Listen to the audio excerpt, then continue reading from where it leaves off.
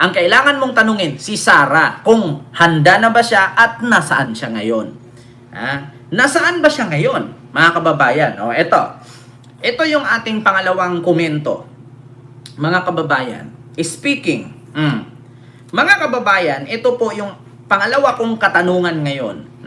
Ngayon mga kababayan na may sigalot po sa Middle East. Merong gera, may gulo, may mga sumabog, may mga missile, may mga nuclear facilities, may mga namatay, may mga na-injured, at may mga apektadong OFW or Filipino workers, no? O overseas Filipino workers. O ngayon, ang tanong, nasaan nga ba ang ating vice presidente?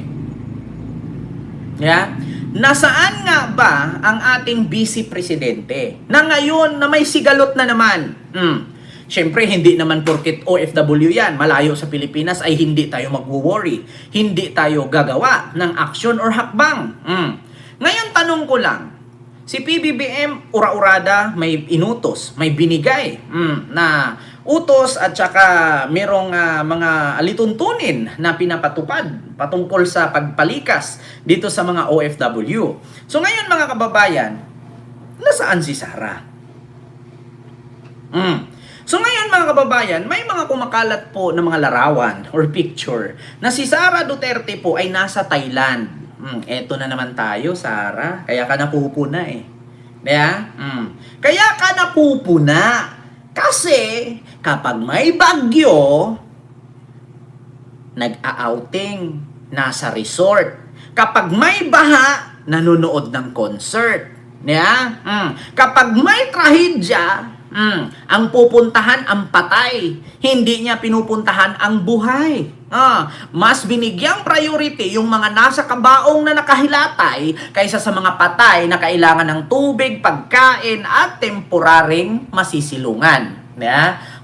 So ngayon mga kababayan, hindi naman po tayo magtaka na bawat na lang may dilubyo, may problema, may sigalot sa mundo, wala po tayong vice presidente. Kung naalala ninyo, nagbaha sa Maynila, walang vice presidente. Kung naalala ninyo, nagbaha sa Cebu, wala rin vice presidente.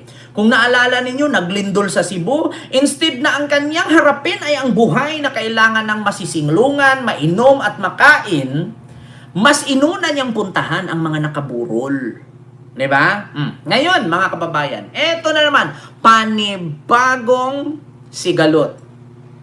Ang mga Pilipinong OFW kailangan ng tulong ng gobyerno kasi malaki po ang natulong ng mga OFW, lalong-lalo na yung kanilang mga remittance. Ang kanilang mga tax, malaki po ang naiambag nila sa ating ekonomiya sa Pilipinas. So ngayon mga kababayan, gulo ang Middle East. May mga Pilipino na nadadamay, may mga Pilipinong nai-stranded. Tanong ko lang, nasaan na naman si Sara? Ito po, mga kababayan, ayon po sa balita at sa post ni Benji Contreras, si Sara po ay namataan at nakita sa Thailand. Kita nyo yan? Sawadika, sawadikap, kapkun ka sa may dimay. Taknoy. Eto na nga, sawadika. Sawadikrap. Mga kababayan, yan ang lumabas ngayon. Imbes na gumawa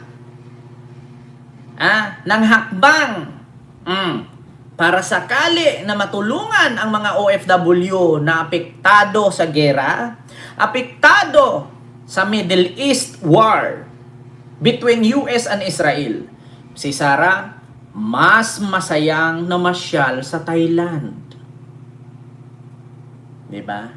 Hindi naman po ako nagtataka, mga kababayan.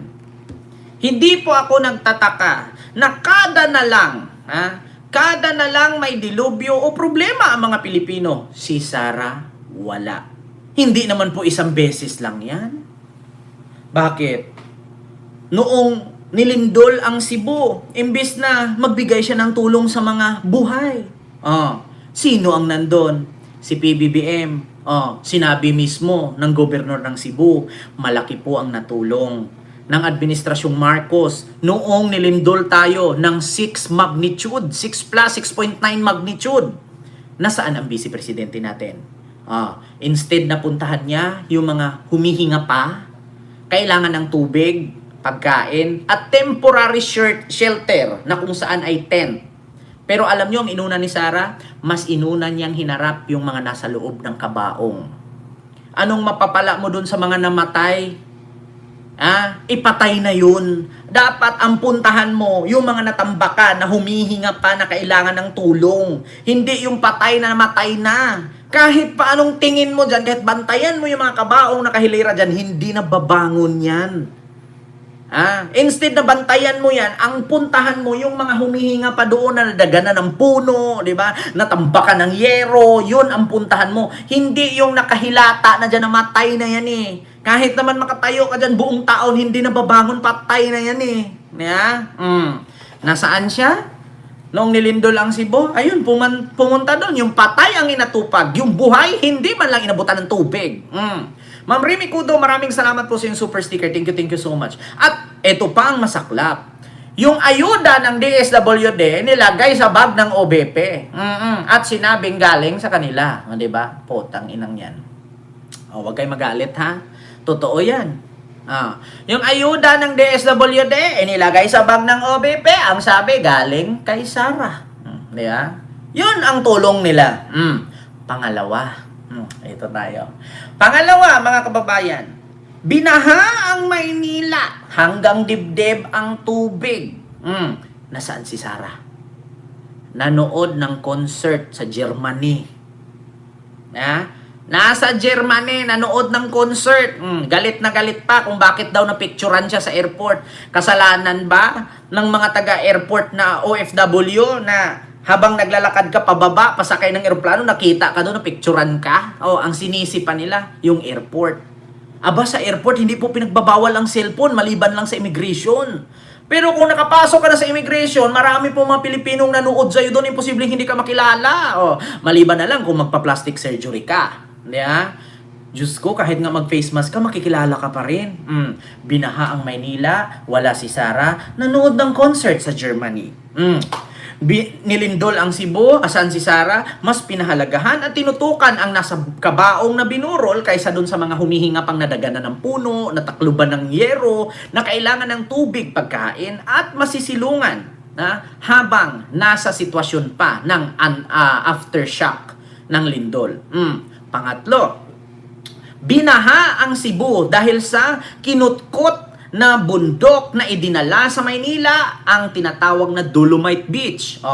Nung nilunok ang Cebu dahil sa palpak na flood control ng panahon ng tatay niya, at bumigay ang bundok dahil sa palpak na pagmimina ng bundok at kinuhang ginawang Dolomite at pinaganda sa Maynila, sa Manila Bay, linunop ang Cebu, natabunan sila hanggang bubong, yung mga sasakyan nagkarambulan, yung iba nasa bubong na, yung mga bata, yung mga aso nandun na sa yero lahat, nasa bubong. Nasaan si Sarah? Ito po ang sagot, mga kababayan. Nasa sa Cagbalite, Quezon. Nag-outing ang lola nyo. Anong ginagawa? Meron pang pa-fire dance. Diba? Instead na tulungan mo yung mga nabahaan sa Cebu, ang ginawa mo, nasa Quezon Province ka, nag-outing. Yeah? Kada na lang may dilubyo. Hindi po yan isang beses lang. Binaha ang Maynila hanggang dibdib ang tubig. Maraming Pilipinong apektado. Saan ka? Nasa Germany. Nilindol ang Cebu. Saan ka? Yung patay ang pinuntahan mo instead na yung mga humihinga pang nadaganan at kailangan ng temporary shelter. Pangatlo, binaha ang Cebu, natabunan ang isang village. Saan ka? Nasa Cagbalite, Quezon. Nag-outing. May pa-fire dance pa. Ngayon, mga kababayan, pang-apat. Not only 1, 2, 3, 4 beses na yan. Kada na lang may sakuna. Kada na lang nangangailangan ang Pilipino, wala siya. So ngayon, mga kababayan, magtaka pa kaya tayo? Ngayon na may sigalot ang Middle East, Israel at US. Asaan si Sarah? Mga kababayan, nasa Thailand. Di ba? Nasa Thailand, mga kababayan. Anong ginawa niya sa Thailand? Ayan. Namasyal. Kita nyo yan. Huwag nyo sabihin fake news yan. Ayan ito Naglakwat siya na naman si Inday Lakwatsera sa Bangkok kahapon. Ang daming time travel abroad pero walang oras magtrabaho. Sabi ni Benji Contreras. Kita nyo mga kababayan? Ayan. Oh, nasa Thailand. At may patunay po yan mga kababayan. Kasi kanina lang, nung pag-open ko sa Facebook, nakita ko na isang Pilipina. Wala po kaming makain dito. Gusto na namin umuwi sa Pinas pero wala na kaming pamasahe. Nakama lang yan. Ito po mga kababayan. Alam niyo ba kay Sara sa Thailand. Wait lang para makita natin. Sara Duterte.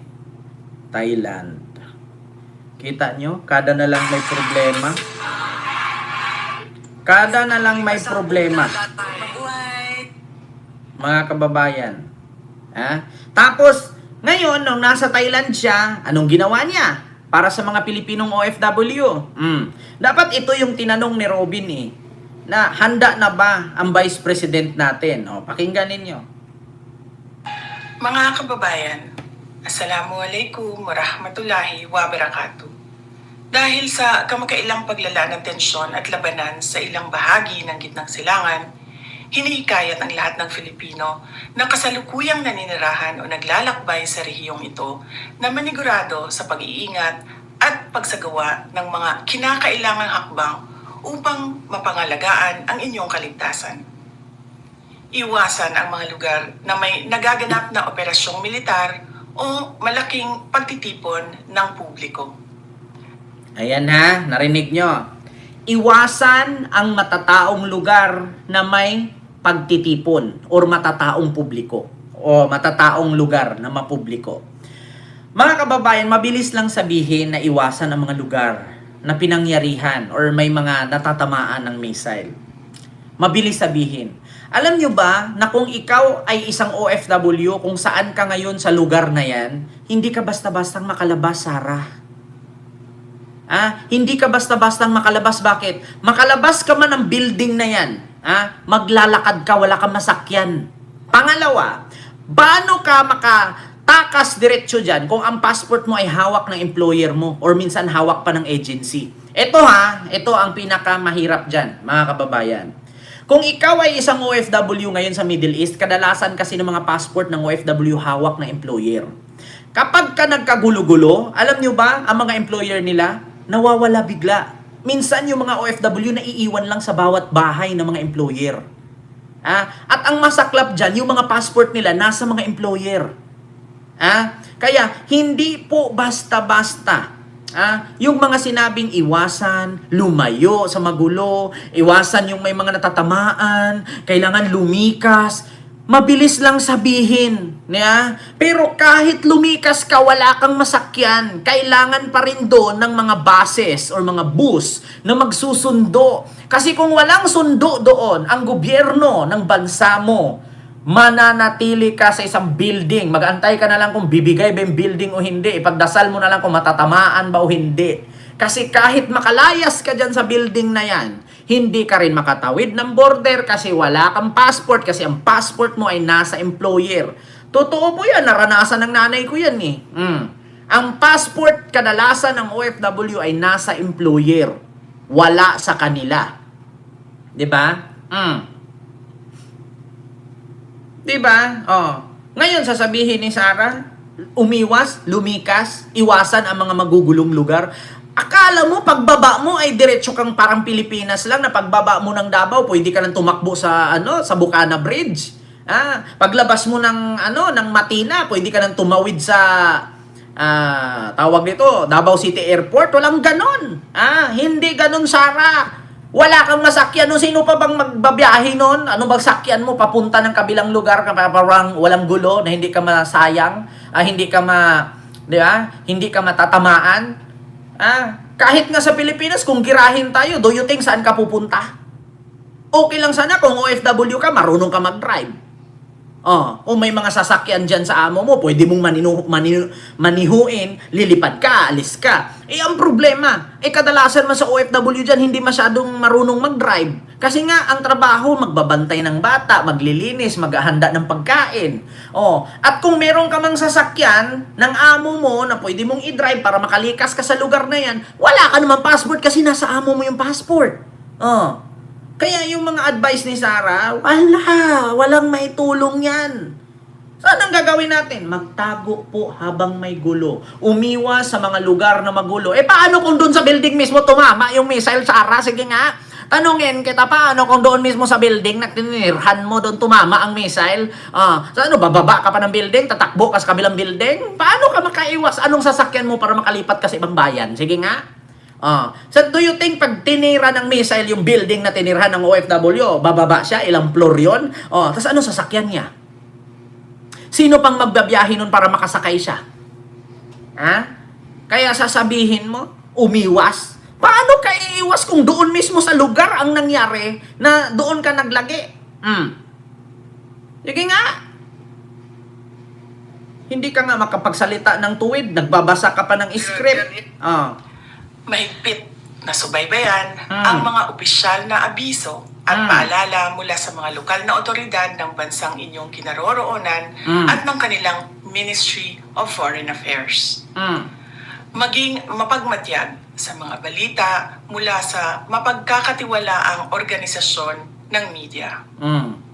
Panatilihin ang regular na komunikasyon sa inyong pamilya, mga mahal sa buhay, at mga pinagkakatiwalaang kaibigan tungkol sa inyong kinaroroonan at kalagayan. Paniguraduhin na hawak ninyo ang emergency numbers ng ating Departments of Foreign Affairs at lokal na otoridad ng inyong bansa. Siguraduhin. Sarah, ganito yan ha. Lokal na otoridad sa bansa. Do you think kaya na i-rescue ng lokal na otoridad sa bansa na yan ang gulo? Kung sila mismo ay natamaan na yung mga otoridad. Huwag yung sabihin ganyan. Yung mga advice na yan, hindi nakakatulong yan.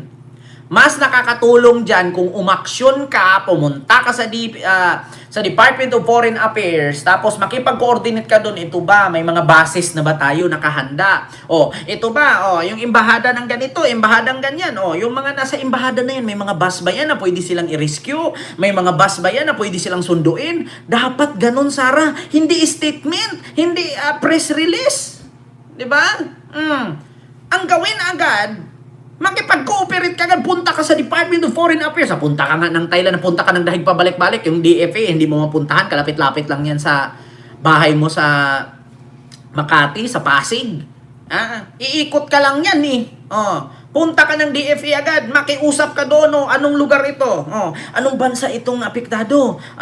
Kahit may makasunod sa mga vlogger dyan, media, anong bansa itong apektado? Sabihin niyo sa akin, saan tayo makakuha ng mga boses dyan? Mag-antay pa ba tayo? Natamaan sila ng missile dyan? Ngayon pa lang, ura-urada, sunduin na natin. Ipadalahan na agad. Vice President to ng Pilipinas, may karapatan ako kasi Vice President ako. Tinatawagan ko ang embahada ng Bahrain, Qatar, Saudi, Dubai, Middle East, lahat ng embahada ng Pilipinas dyan, mag-alerto kayo, maghanda kayo ng tagsa 10 boses, yung mga bus. Hindi yung, mag-ingat kayo, lumayo kayo sa mga magtataong lugar at magulo, manatiling laging makontak ang kamag-anak. Paano kung ang tower nila sa internet na tamaan ng missile, makontak mo pa? Sige nga. Kailangan lagi kayong manood sa mga balita. Kailangan yung makausap lagi ang mga kaibigan ninyo. Paano nga kung ang internet nila ay natamaan? Paano mo sila makontak? Diba? Ay, Diyos ko. Daw hangag. Bilatibay. Hindi, alam mo sa Sarah, hindi sapat yung message, may press release na yan. Kung ako yan, bago ka mag-press release, Pumunta ka ng Department of Foreign Affairs, andun yung opisina. May karapatan kang pumunta doon, Vice President ka eh. O kung hindi sila papayag, pagsasampalin mo. Bakit? Trabaho mo, Vice President ka. Bakit ayaw nyo kung papasukin, tang-ina nyo? Anong embahada ito? Kontakin mo doon. Sino ang general manager doon sa embahada na to? Okay ba tayo dyan? So, ano ba yan? Medyo mahigpit na ba dyan? Medyo malala na ba ang gulo dyan? Ganon agad. Di ba?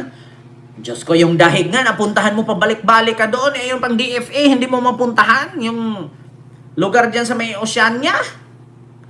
Department of Foreign Affairs, magkadikit lang yan sa Senado. Senado, Department of Foreign Affairs, US Embassy, di ba? Magkadikit yan. Bangko Sentral, likod ng Manila, hospital, di ba? Diyan lang yan, magkakadikit lang lahat yan eh. Mapuntang Pasay.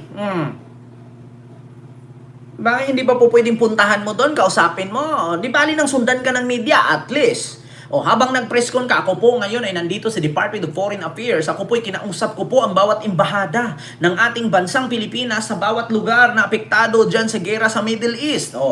At least nandun ka. Nakita ng tao na ito gumalaw talaga. Ito may malasakit talaga sa Pilipino na OFW. Wala nandun sa Thailand Tapos nagbasa pa ng script. Paano to? Mag-video ako. Ganito ba yan? Ganyan ba ang cellphone? Sige, ganyan. Sige.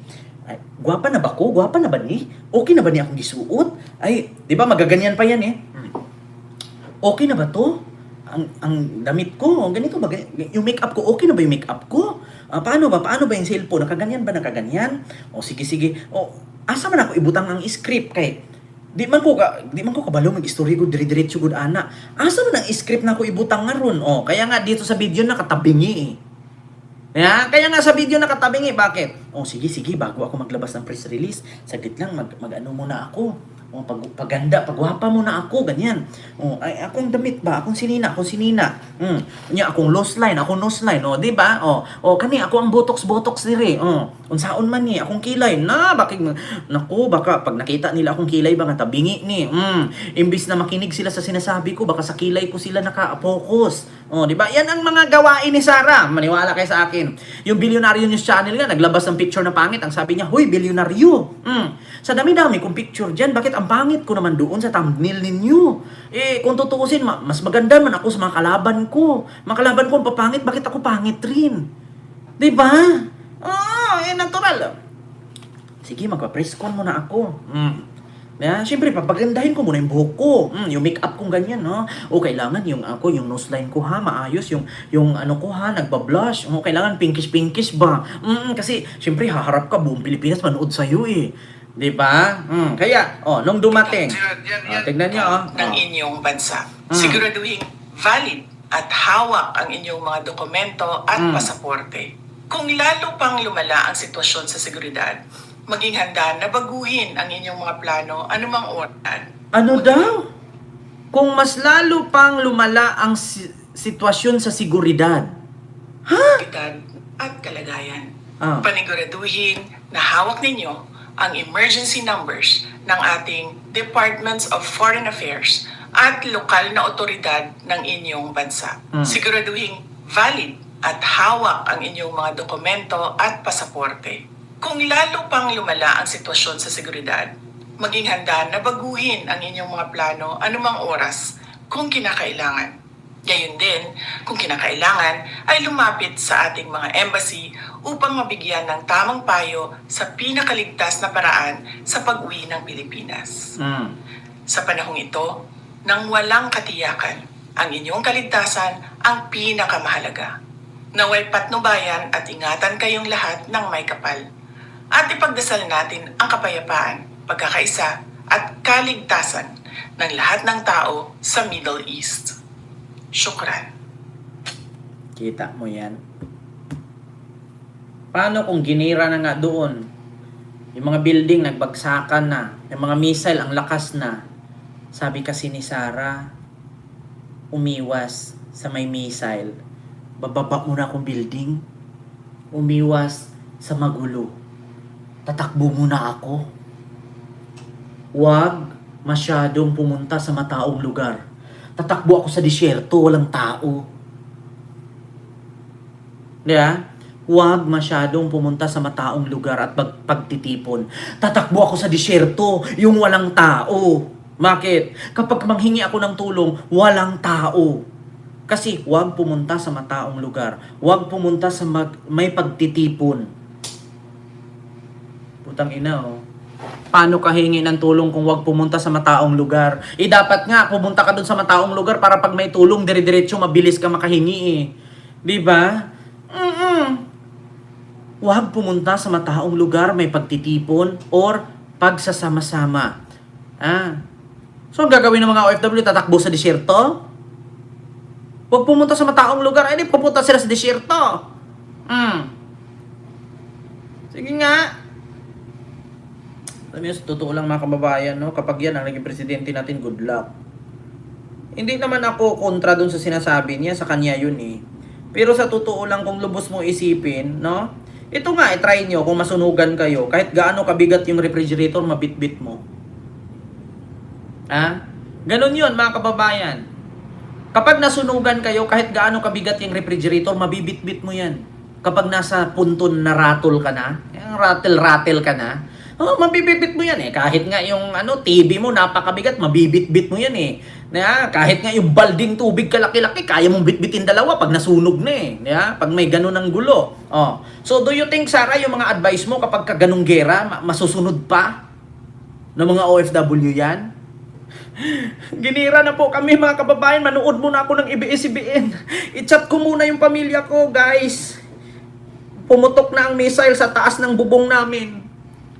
Friend! Oh, friend! Asan ka ngayon, friend? Oh, friend, lumipat na yung bubong namin, friend! Saglit lang, friend. Takbo muna ako sa disyerto, friend. Ganun ba? Magkaiba kasi, Sarah, sa sinasabi kaysa sa sitwasyon o reality ng pangyayari. Yung mga sinasabi mo, Sarah, hindi masusunod yan. In case na magkaroon ng gano'n, na may mga sumabog na, may mga building na natumba, do you think masusunod pa yung manood muna sa balita? Pakinggan ang mga trusted na media network. Manood ka muna, asan ba yung ABS-CBN, asan ba GMA TV5? Panoorin ko muna, asan na yung missile? Ala, sa bubong na namin! Ito, balita ng GMA, sa bubong namin to eh. Putang ina. Masunugan ka nga lang, kahit napakabigat ng refrigerator, bit-bit mo di oras eh. Yan pa kaya, manood ka muna sa cellphone bago ka lilikas, i-chat mo muna si mister mo, i-chat mo muna si misis, si anak, ginira kami anak, kailangan ko muna i-chat ka muna anak, best friend, saan ka ngayon? Nandito ako sa Bahrain, saan ka? Sa Dubai, best friend, kita mo, sa balita, best friend, nakita mo yung lugar namin dito sa Bahrain, binumba, kayo dyan, best friend, sa Dubai, ayun na yung missile. Tshung! Boom! Sumabog na. Best friend, narinig mo yun, sumabog. Di patay. Kung susundin lahat ng sinabi ni Sarah. Potang inang yan. Magkaiba kasi talaga ang reality, mga kababayan. Kaysa sa sasabihin lang. Sabi ni Ma'am Ana Estrabon, Ken, sa Qatar blackout ang mga news doon para di magpanik ang mga di ba? So paano ka ngayon manood? Kung naka-block nga doon yung news. Di ba? Tapos i-chat mo pa yung best friend mo. Paano kung nakaputol na yung kable ng internet nila? Ay, nako. Kaya nga mahirap eh. Si Robin kasi tanong ng tanong kung ready na ba daw ang Pilipinas sa gera. Ang tanungin niya kung nasaan si Sarah. Asan ba si Sarah ngayon? Ito pa.